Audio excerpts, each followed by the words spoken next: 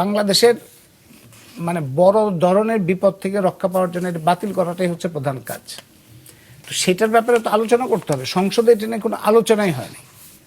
আপনারা শুনেছেন একজন সংসদ সদস্য, স্বতন্ত্র সংসদ সদস্য রুমিন ফারহানা শুধুমাত্র এটা নিয়ে প্রশ্ন তুলেছিলেন, কিন্তু এটা নিয়ে কোনো আলোচনা এখন পর্যন্ত 6 মাস পার হয়েছে, এখন পর্যন্ত সংসদে এটা নিয়ে কোনো আলোচনা হয়নি। অথচ এটা বাংলাদেশের জন্য একটা বড় ধরনের হুমকি বা বিপদ কিংবা বড় ধরনের ঝুঁকি তৈরি করতে যাচ্ছে।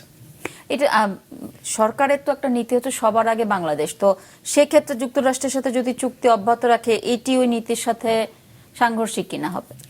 এটা সবার আগে বাংলাদেশ কথার সাথে সম্পূর্ণ সাংঘর্ষিক, এবং এই চুক্তি মেনে নেওয়ার অর্থ হচ্ছে যে বাংলাদেশের নীতি হচ্ছে সবার আগে যুক্তরাষ্ট্র, সবার আগে মার্কিন স্বার্থ। সেটাই হচ্ছে এই চুক্তির সার কথা।